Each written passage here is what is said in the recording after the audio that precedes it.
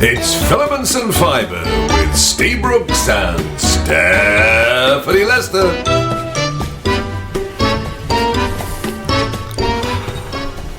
Oh, I haven't heard that for a while. That's We've been fun. faffing about here for the last 10 minutes. Me getting me legs all wrapped round cables. I couldn't even remember what we're supposed to plug in where. You're calling me a twat. It just shows you we don't do this for a few weeks and we lose all... It's called being old and having no memory. Yeah. And someone asked me the other week, your podcast, how long does it take you to rehearse them? Yeah. Yeah, we don't waste time with the rehearsal. Because if we did rehearse it, we'd have forgotten what we've said anyway in the time that it was pointless. Very pointless. So, oh God, when did we do a last one of these? Well, I can remember I said to you, I think it's weeks ago. No, it's not as long as it was before the last one we did. Oh, if that makes sense. Well, kinda. I think it's 3 weeks, 4 weeks. Oh, I think it's longer, but hey, okay, could be longer. I don't know. We need to get back to doing it more regularly when we're moved. We do. It's just that with the house move and all of the packing, it seems to have taken over, doesn't it? I mean, the only reason we do it fortnightly or supposedly instead of monthly is because Sammy wanted it that way. Good old Sammy. Sammy Extra Andrews The Sammy factor. demanded that we did it fortnightly. She We did. just didn't do it monthly. She can't survive without her dose of us. We're like a drug, aren't we? God, we should be banned. We should be an A-class drug, I think. Addicted. We're more than ibuprofen, but less than heroin. Somewhere in between, aren't we? Somewhere in between. Oh, yes, we'll have to think of a name for that, won't we? Yeah. I'm afraid I'm not Let's very not creative. waste time thinking of a name now. Say, so at the moment, my brain and my creative side is not at its peak because I've been packing, and basically I need to get myself. Babe. I need to get myself down in the den. Down in the den. So that down I get that dirty in the den. Yeah, I get my creative side. Creative side. Why do we go into American accent when we say creative side? Oh dear, it's been a bit of an eventful last few weeks. Oh, Sometimes Lord, it is better to leave it a few weeks because so much happens. Well, I've had a birthday. Have we? I've had a birthday. Oh, have we? Yeah, oh my God, what sort of memory have you got? Well, I might have had mine since then. No, it's not that long. No, it's not that long. Yes. Stop press, everybody. Steph is 60. Yes. Woo-hoo! That's it. That's as much as you're going to hear about it. It's quite funny though, isn't it? Because the first things that we were saying was like, oh, free prescriptions, all free dental checkup. And the first thing the girls in the Blooms said was, oh, have you got an NHS dentist then? And it's once again, it's regional, isn't it? It's like, regional. we do. Well, no we do. problem at all. Yeah. I think if you've had one for a long time, you stay with them. No, I'm new. Remember, I'm new off the boat up here. Well, you only came off the boat 10 years ago, 12 years ago. Exactly. You keep saying 10 years, it's 12 years. Don't worry, I've counted every bloody minute. It's 12 years. Oh my God. Yeah. You're less for murder, don't you? Do you? Well, if it's premeditated, no. If it's just a crime of passion, you'd probably get away with a slap wrist these days. Anyway, we're not talking about that. We've got a lot to go through. With some nice things, some sad things. Let's get the sad things out of the way first of all. We lost our little Tilly. We did. We lost our little Tilly, tortoiseshell Tilly. Firstly, we have two cats still. Well, we did, Tilly and Milo. And so I was preparing for the trip to Wales, and I said to them both, I told them about the trip, and I told them what it meant, where we were going to be living. Right. And obviously, it's completely up to them as to whether they wanted to come with us or not. And because where we're going is going to be in the middle of nowhere, I'd got some reins, haven't I, to get used to. Two cat harnesses. And so we've been practicing. One to fit a German and one to fit a Doberman by the looks of them. And I've been practicing with them, because when we get there... Yeah, I'd still say you should have done it on the cat, not you. Do you think? Oh, yes. They're not supposed to be leading me. Oh, okay. No. So, because when we get there, obviously, I don't want to just let them out into the field. Well, I mean, they'd stay in for a few weeks anyway, but when I initially took them out. Anyway, Tilly had always had a bit of a kidney problem. Yeah. But she basically went downhill fast. She did. And but he said, oh, okay. And in my mind, that's because I gave them the choice of whether they wanted to come with us. And Tilly decided she'd rather have her last moments here. Yeah, she was 18 years old. Just good old age for a cat.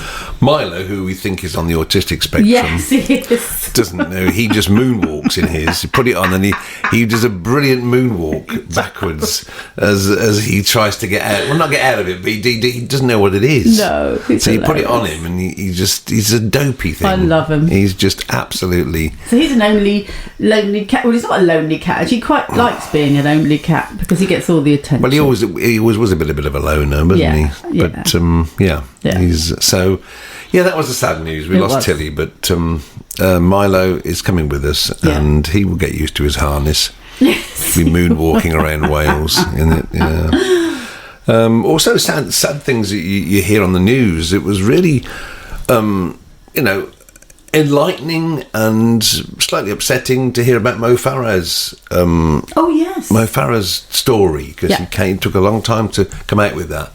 But and we watched the programme, didn't we? We did. Of him talking about being trafficked and the fact that he'd had to hide it because his name, he wasn't born Mo Farah. And every interview he ever did, he had to keep up the line, and it was, he suddenly realised that his child was at the age that he was when he was very first trafficked. And of course, he didn't realise that was what was happening. No, he went into a household family. He had to clean, he had to cook. He had to do all the things for look after the children, all the things, and I can associate with him. I could, when I watched the programme, and I thought, yeah, that's me. You've been trafficked. I felt trafficked because that's what I do. I clean, I cook, I look after you. I mean, unbeknown to me, since 2010, I've been trafficked and nobody told me. You snuck that one up on me, didn't you? You are awful. But when I first said this to you, I said, "Shut up, bitch boy." That's exactly what you said. Shut up, bitch boy, and carry on with stacking the dishwasher. Which I thought was fine, that's good. And I did wait for the Amazon package to arrive with my harness, with my collar and the chain, but it hasn't arrived yet. Oh, damn! dear. Yeah, the handcuffs came, but not the. Not that. So that wasn't meant, of course, to cast any. No, it wasn't actually. Just a little bit of a joke. Yes. When you listen to this podcast, the things we say are just us laughing at ourselves. Unfortunately, if Gogglebox was in this house, they wouldn't. That's the sort of thing which would happen, which is we are very seriously watching a programme and then it soon deteriorates into us having partial hysterics on the sofa, which we can now put down to age. Oh, yes. Yeah. Anything we do now, we're both over 60. Yes. Anything we do now. Oh, yeah, wearing mauve and all that. Do what you like. Yeah. Wearing mauve. Well, You've always worn mauve. I know, but now I can legitimately refer to the poem. And when people look at you strangely walking down the street, as they do to both 60, of us. Yeah. Yeah, I think slapping them is not the way to go forward. So, then we had the heat wave, didn't we? The first. Oh my We got another one. God. At time of recording, we have another one coming next week. But the one we had, it was it was 41 point something on our shade thermometer out in the garden, which was unbelievable. Awful. But I still wanted to cook a Sunday lunch. Oh my God. Sunday roast. So what you said was we were sweltering. We could barely function. And basically it was ice cream for breakfast, ice cream for dinner, and ice cream for tea. the amount of ice cream you got. You went to the shops. Well, I knew the heat wave was coming. Most people were sort of looking for fans and maybe toilet rolls like that. Other way, people always seem to go for toilet rolls. Yeah. You went for cornettos. Yeah. Have you tried wiping your arse on a cornetto? But it was you came back and you moaned about me filling the freezer up. There was every ice cream known to man. Little pots of Haagen-Dazs. Oh yes. There was cornettos of choc ices. Yeah. I think one day we had 4, didn't we? We did. I just said, "Oh my God, I'm too hot, another ice cream." And then you said on the Sunday, you turned to me and quite seriously looked at me and you said, "I'm not going to do a roast today." And I looked at you just and you twat. I was prepared to, because I do like doing a roast on a Sunday. And we're not having one today either. Not everyone today. I forgot yesterday to get anything when I was in Waitrose yesterday. Thank God. Other supermarkets are available, but Apparently. we do patronise Waitrose, not because we're middle class, because it's the closest one. And I can't be asked to go up the Birmingham Road in Stratford, which is over the bridge. Well, that's over the bridge. As you get older, of course, bodily functions take their toll. I mean, I had my gallbladder removed about 3 years ago. God, that was eventful, wasn't it? 4 years ago. That was eventful. We're not going to go back over that. No. But suffice to say that, when you've had a major organ removed like that, I consider it a major organ. Yes, I do think so. I had major organ surgery. Yeah. It's a little tiny thing that's about the size of a very walnut. Important, though. Very important. I found out just how important it was because it controls the digestion, and so my... I know, don't listen to this if you're because of it, you've got access to one of those emergency toilet keys, haven't you? Oh, yeah. Only because I got one off eBay. Oh, no, but you are legitimately allowed to have I'm allowed to use it because, I am disabled for part of I've always known it. Yeah. As we get older, things do deteriorate, and you came downstairs. Well, no, also, and as you get older, it's the thing, I always think it's quite funny that I always remember back to my youth and my best friend Sue, and when her boyfriend used to come around, if she wanted to actually go upstairs and have a wee, she couldn't bear the thought that he might be able to hear her. So she used to run across the road to her friend and wee in her house, proper, not in the garden. I understand. She did actually go in the house into the toilet. Yeah, no, she'd actually go properly over there and tinkle over there, as it were. What? So I thought it's funny, isn't it, how you go from that, as in complete embarrassment about your bodily functions, to when you get to our age, you just openly discuss. Oh yeah, and it's just this is what's happening. People have paid good money to listen to you pee. But no, I mean, you openly discuss things, and you obviously. Oh yeah, have your issues with regards to finding toilets quickly and everything. Yes, and basically, wherever we go, we have to case the joint and find out where the route is. Most people do it for a bank job. You'd case the route and decide how long it would take you to get from A to B. We do it for toilets. If we ever did a bank job, the bank would have to have good toilets. We'd have to go in. Case in the joint, sod the cameras and the amount of security guys. Have you got good loo? Have you got good brilliant, loo? Marvellous. Yeah. Well, we'll be in on Thursday. Yeah. Go in. Put the stockings over your head. Get the shotgun. Can you just hold it a minute? Just a second. I'm going to lose the loo. That'll be us.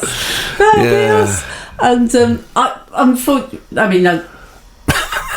trying to. So I came down one morning. I don't have any problems with my bodily functions whatsoever, and I was late coming down. I know. I was late, and normally it's because I've decided to meditate. Yeah. And I've got a bit late. I came down. Bitch Boy was doing breakfast. Bitch Boy. No, it was before we got on our walk. Oh, was it? Oh, yes. Yeah. So you were sitting at your computer, waiting and I for you came to down, arrive. and I said, "I'm sorry, I'm late. I gave birth to a shit." That was the exact words. Not good morning, darling. It was give birth to a shit, which stayed with me visually all through our walk. Ruined the walk. Absolutely ruined the walk. I can just imagine you in the delivery suite. Push! I can see the head now. My God! But hilariously, I've never given birth to a baby, so it's not an experience I've had. No. But I've watched programmes about breathing. And you were doing all that, were you? I was doing all the breathing. Oh my God, were you? Yeah. And I wasn't there to hold your hand. Thank God. My God. Anyway, enough said. Move on. We still don't know the sex of it. Exciting news for us every 2 months, of course, because sumo comes back. Oh, yes. And you know how much we love sumo wrestling. Sumo. And yeah. Yes. There's one particular sumo wrestler. They got these wonderful names. One is Wakatakakage. Yeah. And you just, whenever it comes on, as you do with a lot of your sentences, you fade off towards the end. Yes, you're right. Yeah. So I think he's on now. What's his name? And you go Wakatakakaka. It's just something stupid. God, apologise. But we love not that Japan listens to this now. But can I just say, Ikenojo? Oh, Ikenojo. He's the big Mongolian, the big And he Mongolian won. guy. Yeah, he won. We love him, yeah. and he won. I urge you, if you have never watched sumo wrestling, every 2 months, it's September, is the next Basho, it's called, and it's on NHK, which is channel 625. Watch it. It's on. You can set it to record the highlights every day. It's brilliant. Basically, it's the highlights, so you don't have to watch the whole. I mean, it's really nice on a Sunday because you can watch it live and you can watch all of the ritual and everything. Yeah. But the brilliant thing is the summary. So and they explain it all. Oh yeah, it's all done for overseas viewers. Basically, it's done for the British viewer, or English-speaking viewer. I shouldn't say British viewer. English-speaking viewer. So you can understand it, and then even at the end they have Sumopedia. Which sounds so awful, doesn't it? Basically, it's looking at all the different aspects of it, a little sort of snippet of rules and regulations and history. We love it. But it is, and once you get into and you start to understand the rituals behind it, it's not just two fat people wrestling. God, no. There's a whole culture around the sumo wrestling. It's brilliant to find out about it. And it's a particular diet that they eat, which actually builds them up. Yeah. You know, so contrary to contrary to popular belief, they are not unfit. That's a lot of peas, though. I know there was an awful lot of peas. It's probably what they eat. An awful lot of peas. Don't mention peas because I want to go. You want to go? Yeah. Oops. So just watch a bit of sumo. Brilliant. Join us on our adventure once every 2 months into the Basho. So we love it. And of course, continuing the sporting theme, there was the World Athletics over in Oregon. Oregon, yeah, and. We were sat watching it on the sofa, and it was the marathon. And it was all of the Kenyans and the Ugandans right up ahead, and you put the immortal words. No. They should have a separate marathon for whites. Yes, you did. No, it wasn't because of that. Okay, you built that up wrong. Did I? Yes. Okay. Because I was just saying it's brilliant now because I love the Olympics and everything because we have the Olympics and the Paralympics. So we're currently watching the Commonwealth Games. Yeah, we're going to that in a minute. They actually bring those together, as in there isn't a separate para Commonwealth Games. So it works better, doesn't it? Unfortunately, the sad side is that there's obviously a lot less of the para, so that's why they do it separately. But I was just saying, it's great how they, and because we were watching the marathon and the long distance, where lots of the African countries are bloody brilliant at it, quite frankly. And I said it's getting to the stage where there needs to be a third category called whites. Yeah. Separate category for whites because we just don't. We have got some good distance runners. No, we have, and obviously genetics, isn't that's it? That's joking aside. I was actually implying that we were a subcategory. Yeah, I think no. I mean, it's a lot to do with genetic makeup, isn't it? For these runners, the Kenyans have always been fabulous. Oh yeah, but long distance. But then it went further, didn't it? Because I said. Brilliant, because as you say, there's always been the thing white men can't jump, which isn't quite true. And our distance, we have got the odd person, Liz McColgan, and her daughter, Ailish McColgan, in the Commonwealth Games and things like that. And then I said, because the swimming started, and I said, oh my God, black people can swim now. Yeah, so there's no chance for us. Because for a long time they weren't the best swimmers. I'm thinking of Eric the Eel, coming in 3 days later. But I think traditionally, if you think about it, because it's like we were saying about the cycling that's on at the moment, and there's some people from Rwanda, and I was saying, I'm not being funny here, but presumably the people from Rwanda who are cycling are probably at university somewhere else. Because in the country of Rwanda, you do not have roads that you're going to be able to cycle. This is a 60-mile race. Yep. They're not going to have anywhere that they can. So it's all down to your lifestyle and what you're brought up with. And it's like in Australia, they say everybody can swim. You can swim from like the age of 2, and it's their big thing. And whenever there's any Olympics or Commonwealth Games on, the swimming is what they focus on. And the reverse of people in Africa, because I remember them showing lots of the really good African runners and saying how they've always run. They run naturally in their own environment. And Zola Budd used to run barefoot, didn't she? Because of that. Remember Zola Budd. So it's all down to what your natural habit. And obviously, swimming isn't in drought countries, I bet you don't become a good swimmer, do you, really? Oh, no, I never thought about that side of it, no. So, I mean, it's not silly, but it's just my minute of commentary might be sort of taken the wrong way. Sorry. So... Everything we say can be taken the wrong way. Let's be honest. I always feel like I have to apologise 6 times. Yeah. You don't apologise to me, babe. I live with you. I know what it's like. Just apology. I apologise to the world on your behalf. Thank you so much. That's all right. Anytime. I am your bitch boy. The football. The women winning the European Cup. Amazing. What fantastic that has been. It's been incredible because that will set women's football right up now. It'll really push it into the... Well, and hopefully it'll have a knock-on effect in other female sports, because that's what we were just saying, because we're watching the cycling at the moment, and that the Tour de France is male, but there's now starting up a female Tour de France, and they were saying obviously it's a lot smaller event because you need to build up the sponsorship, and also in cycling there's not that many women who are 100% professional, and you have to be 100% professional to do the Tour de France, really. So they've got to make it small, and they'll gradually build it up. So hopefully, because it was Alex, wasn't it, who was saying at the Euros that when they went round... Alex Scott, the ex-footballer and commentator, when they went round all the big clubs in the UK and said, we've got the Euros, could we actually use your stadium for one of the matches? They either said no, or they said, you can have the training camp. The academy, seats 5,000. Exactly. And women's football Euro got bigger gates than men's football. The women's, yeah.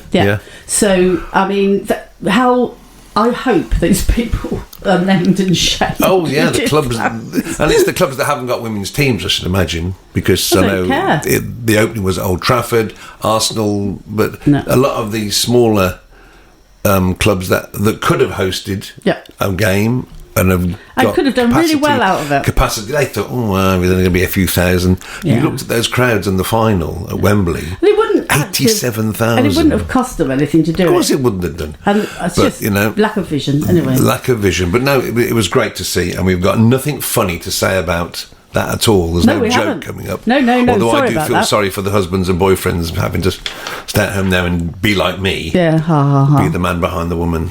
Well, but I'm completely ignoring the fact that you said that. But also, what's the irony is that the last time the UK won the World Cup was in 1966, and back then women were banned from playing football. I know the FA they were banned from having not banned from playing the game, but banned from having a team and being in 1919. After the war, basically, women's football was huge for obvious reasons. Men were off playing bigger than men's. And when the men came back from war, I believe that's when they decided, didn't like it, didn't they? No. I think you need to go home and cook my dinner. Yeah. There you go.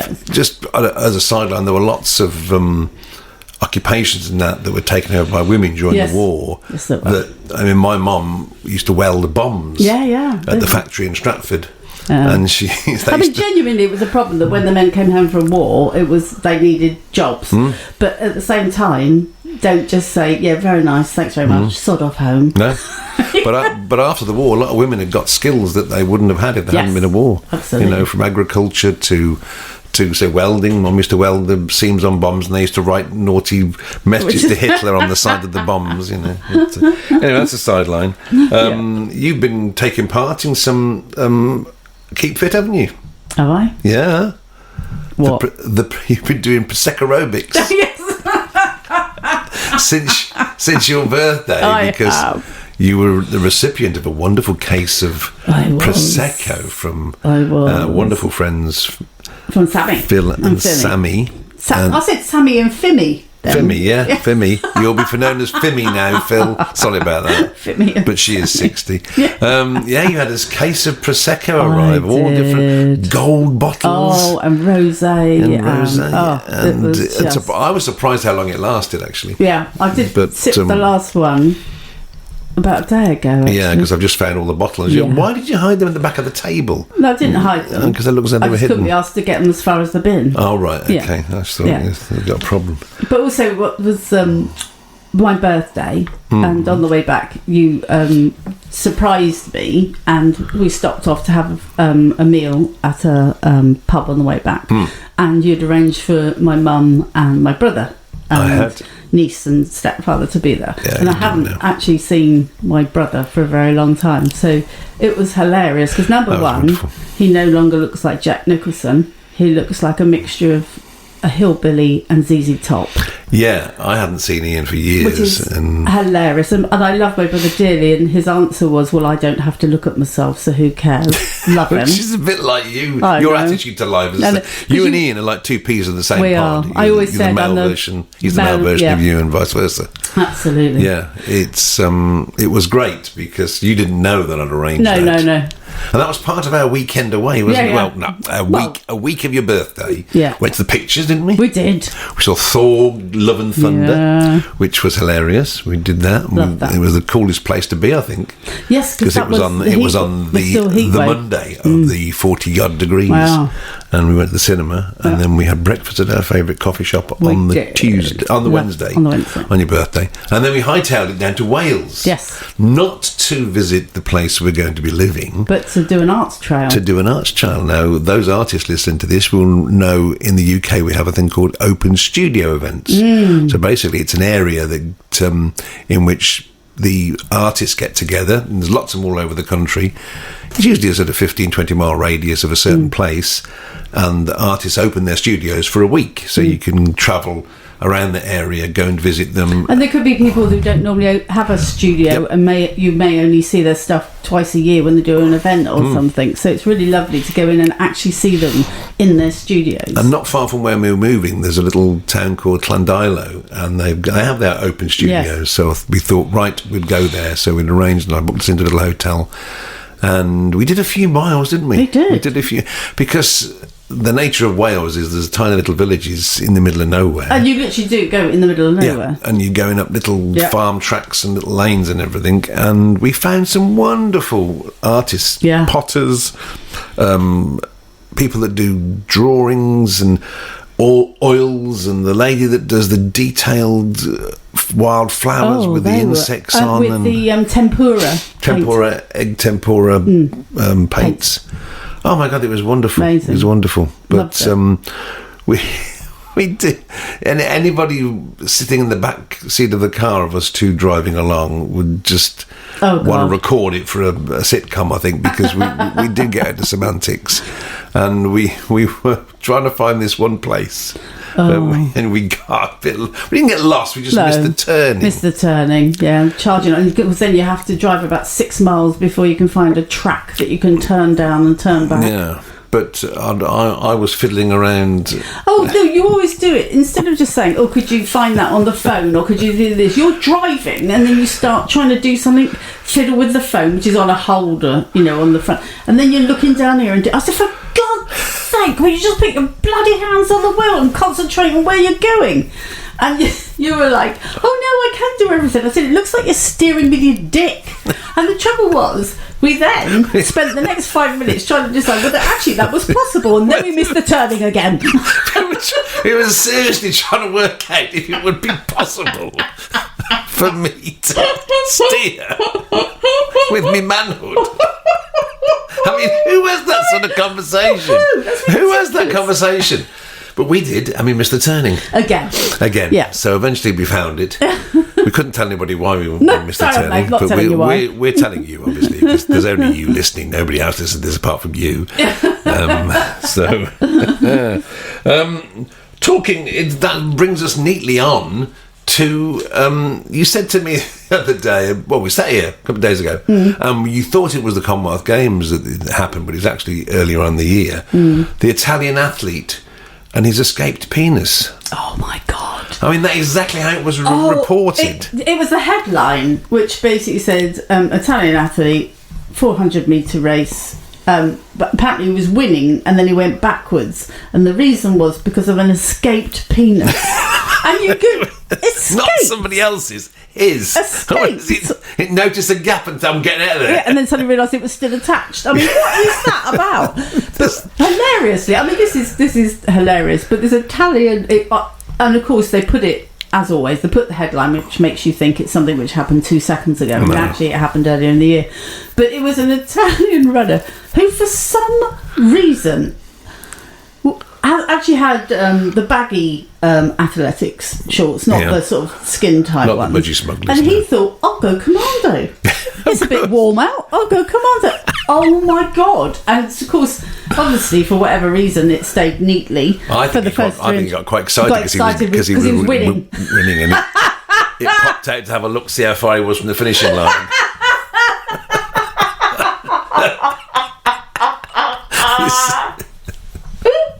This one eye comes out. Oh, far out. We're doing rather well. God, we slowed down. Oh, damn. Oh, yeah. Oh, my God. But it's the way they reported it. Oh, right. His escaped penis. Yeah. And oh, dear. Hilarious. So then we were watching another race then, and we were trying to decide which of the penises would escape, but they were all in their tight fittings. And I said, it's all right. They're all wearing budgie smugglers. And you said, oh, look, he looks like he's got a budgie down there. And I said, it looks more like he's got a bald-headed eagle, babe. Yes. Anyway, you can tell the whole theme is looking at men's It's smutty, isn't it? It's smutty. It is. It's terrible. It's terrible. But this is the way we have our lives. I nearly had a serious injury. Well, I did have a serious injury yesterday. I know. Was it yesterday or was it the day before? It was yesterday. Was it yesterday? Well, it feels like yesterday. It feels like it could be now. But we have a futon. We had a futon. We had a futon. A lovely futon. Now, the futon, for those of you that are not futon friendly, won't know that a futon is basically a bed that converts from a sofa into a bed and back into a sofa. But it's got a wooden frame that sort of manoeuvres and interlinks and opens up. It's quite a complicated... It was a Scandinavian make. It was beautiful. Yeah, it sort of cantilevers itself in and out. So you've got to be careful. And we'd brought it downstairs because the people were going to collect it. Very heavy. It was very heavy, so we'd strapped it up with bungees and brought it downstairs, took the bungees off so people could see it outside on the driveway, and they arrived, and I helped the gentleman put it into the back of the car. But, of course, there was nothing holding the bits together. So as we put it in the back of the car, he went round to the side door of the car to pull it through.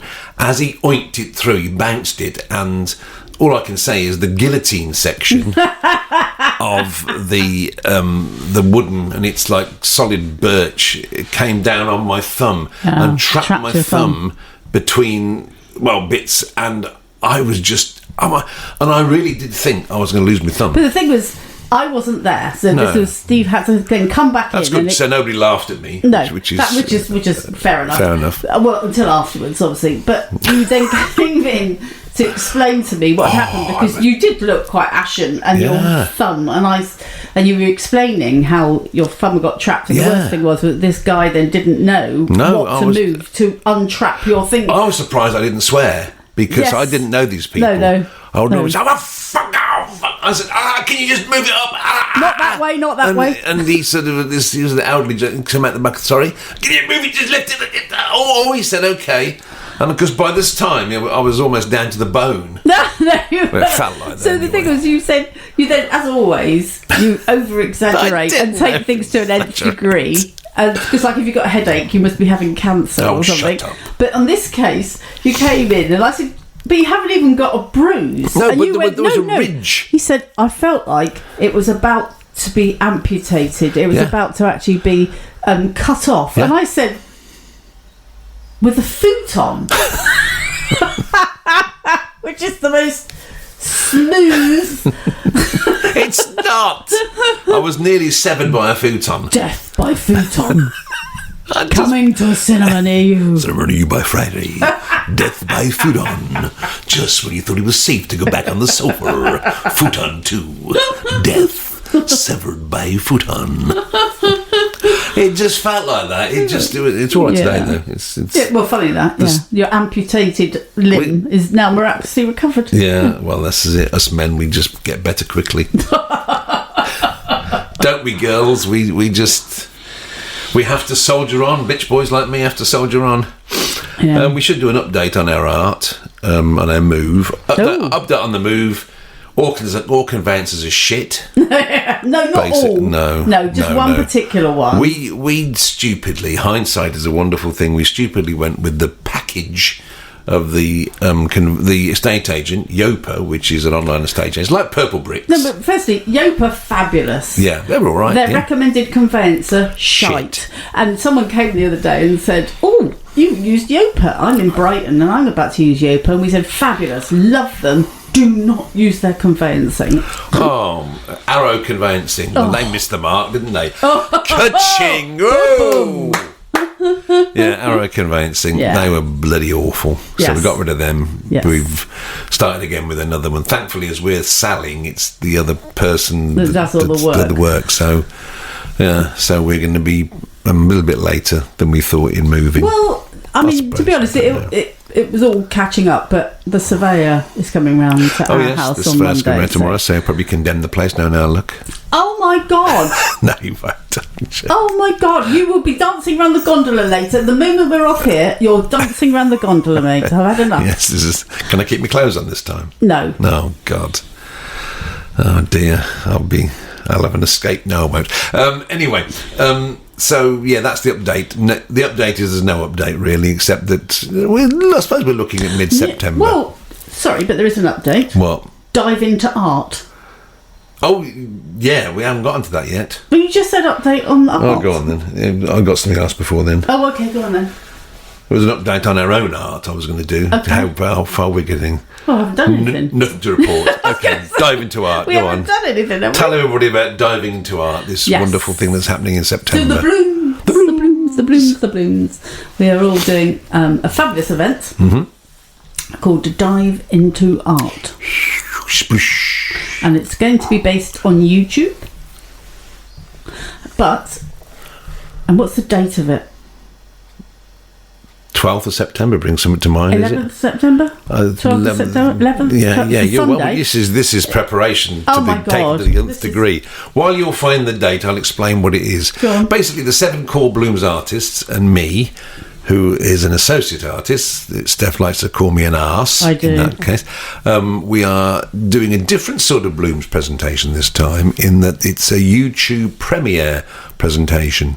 So each of the 8 of us have done a sort of a 12-13 minute presentation, and these will go out premiering all at the same time. No, these will not premiere at the same time. I'm looking over to you. Look at me. Right, it's going to be on the over 11th. To Steph. It's going to be on the 11th. Okay, so on the 11th of September, it's going to start off on the Blooms YouTube channel, right. And there will be and when you do premiere events on YouTube, they're actually recordings, but they play at a particular time. So they basically premiere at a particular time, and the person and other people who are involved in the event will all be live in the chat.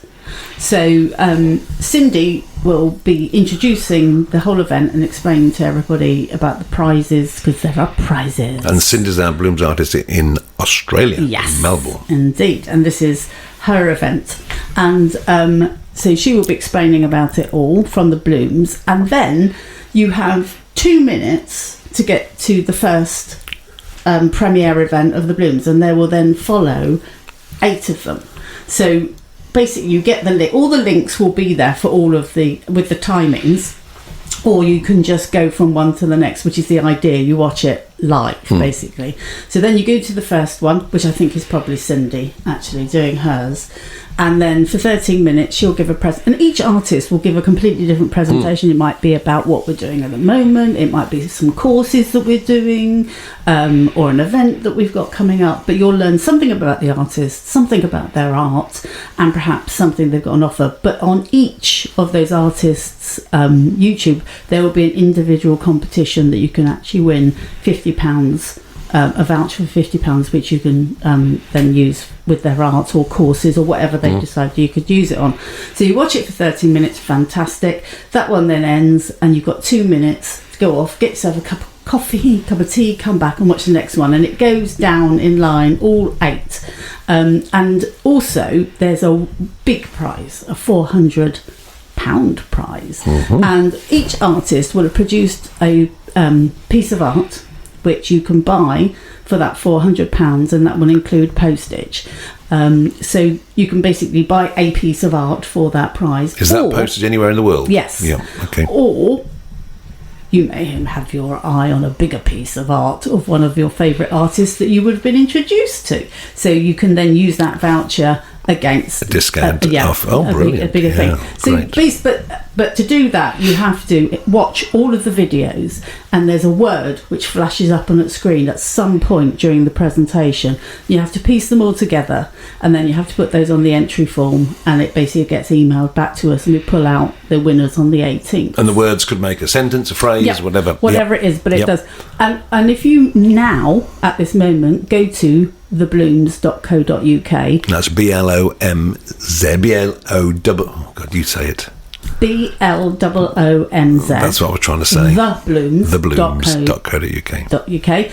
And on the front page, there's a link to the event, or you can click on art shows and it takes you there. But there is the form you can just fill in to actually be kept informed of everything. So basically, when everything's going to launch, you will be told about it. Or right at this moment in time, you could just go to the Blooms and all the artists and make sure you subscribe to the channels. And each time you're watching one of these artists, not only will you learn about them, you are encouraged to in order to enter the competitions, you've got to like and subscribe to that particular channel. YouTube channel. That will get you into the draw of that particular artist. Yeah. And comment. Comment. Comment. Yeah. And so it's brilliant. Yeah. I mean, it's something that Cindy's done before and to great success. Oh, I've watched Cindy's ones that she does with a company called Colour Art. Colour Art, and they are brilliant, and you get to see lots of different creatives actually creating with all of the products from Colour Art.